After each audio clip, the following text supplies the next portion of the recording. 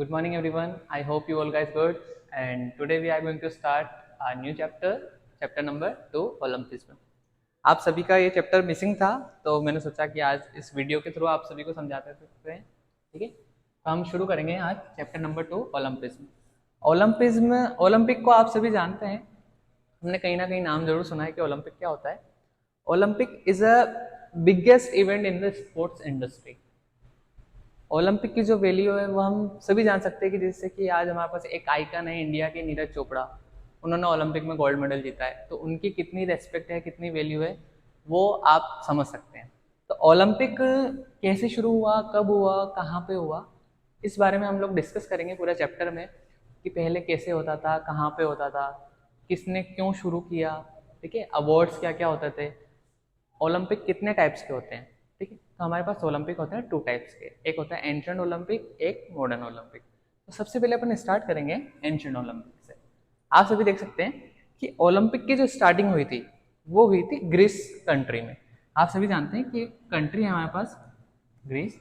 तो ग्रीस का एक विलेज था ओलंपिया। कहाँ था? ओलंपिया। ओलंपिया से ही क्या बना अपने पास? ओलंपिक बना। ठीक है, तो कब स्टार्टिंग हुई थी इसकी? 776 बीसी में। बीसी जानते हैं आप सभी, बीसी होता है बिफोर क्राइस्ट। एक होता है बीसी, एक होता है एडी।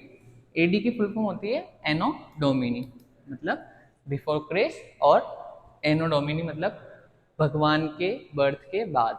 ठीक है, तो जब 776 बीसी में ओलंपिया में ये स्टार्ट हुआ एंशिएंट ओलंपिक, तो वो किसने किया? तो वहां पे एक राजा थे, ज्यूस। कौन से राजा थे? ज्यूस।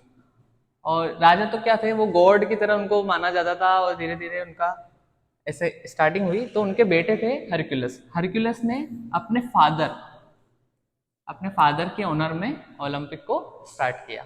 ठीक है, in the honour of Zeus Hercules start the ancient Olympic. ठीक है, तो इसमें अब उन्होंने कौन कौन से गेम्स शामिल किए, कौन कौन से इवेंट्स इसमें ऑर्गेनाइज कराए। तो इसमें उस फर्स्ट में स्टार्टिंग में जैसे कि 100, 200, 400 यार्ड्स। ठीक है, आपके पास रेसलिंग हो गई, चैरियट रेसिंग यानी रथ की रेस। ठीक है, बॉक्सिंग, जेवलिन और थ्रोइंग, और भी अदर टाइप्स के गेम उन्होंने फर्स्ट एंशिएंट ओलंपिक में ऑर्गेनाइज कराए, जिससे लोगों के बीच में एक कंपटीशन बना और स्पोर्ट्स की भावना पैदा हुई। ठीक है, उसके बाद हम ये देखते हैं कि जो विनर्स होते थे उनको क्या मिलता था। ठीक है, विनर्स जो होते थे उनको एक क्राउन दिया जाता था, ऑलिव। ऑलिव यानी जैतून। एक ऑलिव होता है, मैं आपको दिखाता हूँ। ये जो भी ओलंपिक्स में जो विनर्स होते थे एंशिएंट ओलंपिक में, उनको इससे बनी हुई ये माला उनको पहनाई जाती थी, या क्राउन उनको दिया जाता था। ठीक, उसके बाद अपन आगे डिस्कस करते हैं कि एंशिएंट ओलंपिक को बंद कैसे हुआ। बाद में क्या हुआ, जो रोमन्स थे उन्होंने एंशिएंट ओलंपिक को क्या कर दिया? बैन कर दिया 394 एडी में। ठीक है, बट बंद तो कर दिया, बट वहां के लोग इसको भूल नहीं पाए। तो इसके लिए बाद में इन्होंने वापस इसको स्टार्ट हुआ, जिसको अपन ने कहा मॉडर्न ओलंपिक। ठीक है, उसके बाद फिर अपन देखते हैं इसके रूल्स क्या थे। सबसे पहले अपन रूल्स देखते हैं कि कौन कौन से प्लेयर्स इसमें पार्टिसिपेट कर पाते थे। तो हम सबसे पहले देख सकते हैं कि जो पार्टिसिपेशन वाला प्लेयर होता था वो ग्रीक का सिटीजन होना चाहिए। कहाँ का? ग्रीक का सिटीजन होना चाहिए। अदर कंट्री के प्लेयर उसमें अलाउड नहीं थे। ठीक है, उसके बाद फिर एक और चीज थी कि वो फिजिकली फिट होना चाहिए। सेकंड थिंग, ग्रीक का सिटीजन होना चाहिए। उसके बाद स्लेव्स, यानी स्लेव्स का मीनिंग जानते हैं आप? स्लेव्स का मीनिंग होता है गुलाम। गुलाम या स्लेव्स इसमें अलाउड नहीं थे। क्रिमिनल्स नहीं होना चाहिए। तो आपने 3 पॉइंट्स नोटिस किए, एक तो ग्रीक का सिटीजन होना चाहिए, फिजिकली फिट होना चाहिए, उसके बाद स्लेव्स एंड क्रिमिनल्स नहीं होना चाहिए। ठीक है, सेकंड पॉइंट अपन देखते हैं। The competitor had to stay in Olympia for 1 month before the beginning of the games। मतलब कि जो कॉम्पिटिटर था, जो प्लेयर था, उसको ओलंपिया विलेज में 1 महीने पहले ही आके रहना पड़ता था। ठीक है, उसके बाद क्या होता था, women's participation are not allowed. मतलब जो वुमेन्स थी उसमें पार्टिसिपेट नहीं कर सकती, ना ही वो उसको टूर्नामेंट को देखने आ सकती थी, ना इसमें पार्टिसिपेट कर पाती थी, ठीक है। Only a mature sports person could participate in this games, okay. तो प्रोफेशनल्स इसमें अलाउड नहीं थे। अमेच्योर मतलब जो कि प्रोफेशनल्स नहीं है, ठीक है। जो प्रोफेशनल प्लेयर्स थे उनको इसमें एंट्री नहीं थी, ठीक है। इसके ओलंपिक ओपनिंग सेरेमनी के बाद अपन बात करते हैं। इसके ओपनिंग सेरेमनी 5 डेज तक एक ऑर्गेनाइज किया जाता था। कितने डेज तक? 5 डेज तक, ठीक है। ओपनिंग सेरेमनी में क्या होता था कि सभी प्लेयर्स के ब्रदर्स, फादर्स एंड उनके ट्रेनर्स को स्टेडियम में आना पड़ता था। Because womens are not allowed, so उनकी सिस्टर एंड मदर इसमें अलाउड नहीं थी, उनको देखने भी अलाउड नहीं किया जाता था, ठीक है। उसके बाद एक पिग को किल्ड किया जाता था in the honour of god Zeus, ठीक है। उसके बाद अगर किसी स्पेक्टेटर को, किसी दर्शक को उस पर ऑब्जेक्शन होता था प्लेयर पे, तो वो प्लेयर उसमें एंट्री, उसमें प्ले नहीं कर पाता था, ठीक है। अगर आप जैसे आप कोई टूर्नामेंट खेलने गए, ठीक है, जैसे आपने क्रिकेट वर्ल्ड कप, आपने बोला कि मुझे विराट कोहली को नहीं खिलाना है, तो वो वहाँ पे विराट कोहली भी नहीं खेल पाता था। ऐसा एंशिएंट ओलंपिक में किया जाता था। So this is not fair. उसके बाद नेक्स्ट अपन देखते हैं अवार्ड्स। एंशिएंट ओलंपिक में क्या क्या अवार्ड्स उनको दिए जाते थे। जैसे प्रेजेंट टाइम में gold medal, silver medal and bronze medal, 3 types के मेडल्स आपको देखने को मिलते हैं। बट एंशिएंट ओलंपिक में ऐसे मेडल्स डिस्ट्रीब्यूट नहीं किए जाते थे। वहाँ पे उस टाइम पे क्या होता था कि जो विनर्स होते थे उनको एक तो अटेंशन दी जाती थी, उनको सम्मान या फिर ऑनर किया जाता था, ठीक है। उसके बाद उनको ऑलिव लीव से बना हुआ ये क्राउन दिया जाता था। ये उनके लिए बहुत रेस्पेक्ट की बात थी कि उनको एक क्राउन मिला है, ठीक है। आप सभी जानते हो क्राउन की वैल्यू। उसके अलावा उनको फूड ग्रेन्स दिए जाते थे, ठीक है। एनिमल्स दिए जाते थे जिससे वो अपनी लाइफ को आगे बढ़ा सके, उनसे मनी अर्न कर सके, ठीक है। उसके बाद अपन, ये हुआ आपका एंशिएंट ओलंपिक। आई होप आप सभी को एंशिएंट ओलंपिक समझ में आया होगा। आप चाहें तो ये नोट्स को, वीडियो पॉज करके आप नोट्स को अपनी कॉपी में नोट डाउन कर सकते हैं। उसके बाद अपन पढ़ते हैं मॉडर्न ओलंपिक, ठीक है। अब बाद में क्या हुआ, धीरे धीरे टाइम के साथ साथ स्पोर्ट्स में इंक्रीमेंट हुआ। सभी लोग स्पोर्ट्स के थ्रू, टेक्नोलॉजी आई, ठीक है। पहले DRS रिव्यू सिस्टम नहीं होता था, अब LED सिस्टम्स आ गए, DRS सिस्टम्स आ गए। तो फिर इसके बाद में क्या हुआ कि एक इंसान हुआ, उसने सोचा कि इतनी वर्ल्ड वॉर चल रही है कंट्रीज में, आपस में सब एक दूसरे से लड़ रहे हैं, तो इसकी स्टार्टिंग के लिए उन्होंने क्या कहा कि हम एक स्पोर्ट्स टूर्नामेंट ऑर्गेनाइज कराते हैं, जिससे क्या होगा कि सभी कंट्रीज के अलग अलग एथलीट्स आके एक दूसरे के साथ कम्पीट करेंगे और उनके एक खेल भावना यानी स्पोर्ट्समैन स्पिरिट डेवलप होगी, जिससे कंट्रीज में आपस में फ्रेंडशिप भी बढ़ेगी और बहुत सारी चीज़ें इसके साथ हो सकती थी। तो उस इंसान का नाम था बैरन पीर डे कॉर्बिटन। क्या नाम था? बैरन पीर डे कॉर्बिटन, जिन्हें फादर ऑफ मॉडर्न ओलंपिक्स भी कहा जाता है। Who is the father of modern Olympics? Answer is Baron Pierre de कॉर्बिटन, ठीक है।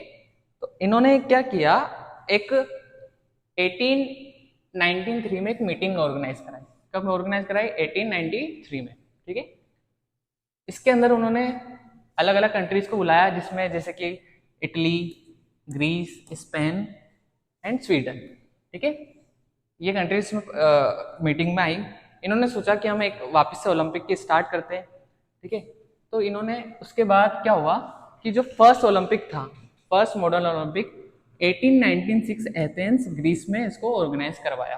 कब कर ऑर्गेनाइज करवाया फर्स्ट ओलंपिक? 1896 एथेंस ग्रीस में। इसमें कितनी कंट्रीज ने पार्टिसिपेट किया? ओनली 9 कंट्रीज ने। कितनी कंट्रीज ने? 9 कंट्रीज ने इसमें पार्टिसिपेट किया, ठीक है। और ठीक है, फिर ये टूर्नामेंट हर 4 इयर्स में कंडक्ट किया जाता है, ठीक है। कितने इयर्स में? कितने ईयर के डिफरेंस में? 4 ईयर के डिफरेंस में, ठीक है। फर्स्ट वुमेन पार्टिसिपेशन कब हुआ था? 1900 में, जो कि हुआ था आपके पेरिस में। कहाँ पे हुआ था? पेरिस में जो ओलंपिक हुआ था वो, उसमें फर्स्ट टाइम वुमेन ने पार्टिसिपेट किया था, ठीक है। सेकंड थिंग, एक पॉइंट आपको याद रखना पड़ेगा, 1916, 1914, 1944 वाला जो ओलंपिक था वो वर्ल्ड वॉर के रीजन से नहीं हो पाया, ठीक है, तो उसके लिए उसको मिस कर दिया गया। देन एवरी 4 ईयर्स में इसको क्या कराया जाता है, कंडक्ट कराया जाता है, ठीक है। आई होप आपको ये समझ में आया होगा। अब इसके अपन रूल्स देख लेते हैं कि मॉडर्न ओलंपिक्स में आपको पार्टिसिपेट करने के लिए क्या क्या आपको रूल्स ध्यान में रखने पड़ते हैं। फर्स्ट थिंग, आपको आपकी इंटरनेशनल या नेशनल ओलंपिक कमेटी से अप्रूवल लेना पड़ता है। क्या लेना पड़ता है, अप्रूवल लेना पड़ता है, ठीक है।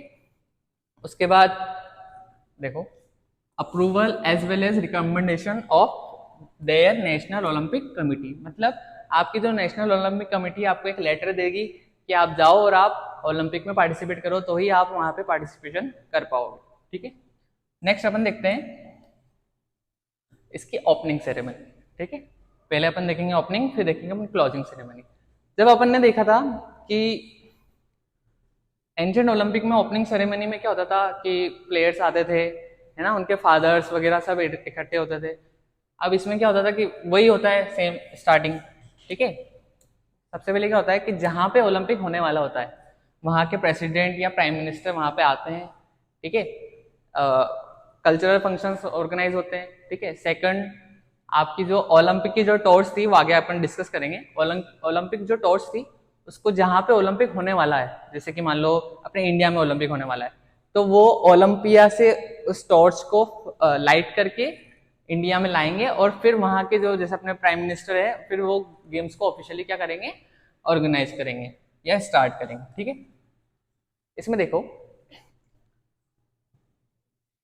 आगे देखते हैं अपन। इसमें मैंने आपको बताया, आपके कंटिन्यू हो गया। इसके बाद अपन देखते हैं क्लोजिंग सेरेमनी। क्लोजिंग सेरेमनी में क्या होगा कि सभी वापस वही कंट्रीज के सारे प्लेयर्स इकट्ठे होंगे, ठीक है।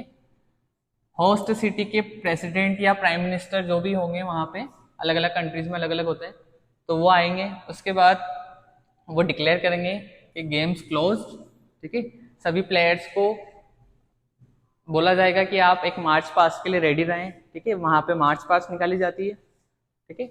उसके बाद वेरियस कल्चरल प्रोग्राम्स उसमें ऑर्गेनाइज किए जाते हैं, ठीक है।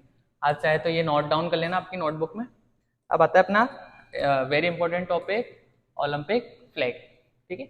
ओलंपिक फ्लैग आप जानते हो कि ओलंपिक, हर एक ओलंपिक का एक फ्लैग होता है, ठीक है। अब ये आप सभी देख सकते हो स्क्रीन पे। इसमें आपके पास देखने को मिलता है आपकी 5 इंटरलॉकिंग रिंग्स हैं। कितनी रिंग्स है, 5, जैसे कि ब्लू, ब्लैक और रेड, येलो एंड ग्रीन। इसको किसने डिजाइन किया, इसको डिजाइन किया था हमारे पास father of Olympic Baron Pierre de Coubertin ने। किसने किया था, बैरन पी डे कॉर्बिटन ने, ठीक है।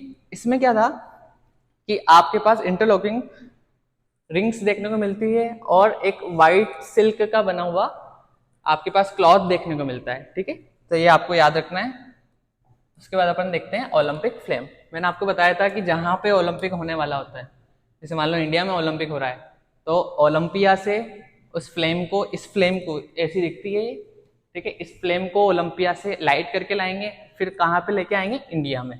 जहां पे ओलंपिक होने वाला होता है वहां पे इस फ्लेम को जलाया जाता है, ठीक है, ठीक है। अब अपन आगे बढ़ते हैं, Olympic mascot. Olympic mascot is basically a type of cartoon, ठीक है। एक कंट्री को अपने कुछ भी क्या बोल सकते हैं, कार्टून या फिर अपनी कल्चरल थिंग्स को शो करने के लिए एक कैरेक्टर चाहिए होता है, उसको क्या कहा अपन ने, मैस्कॉट, ठीक है।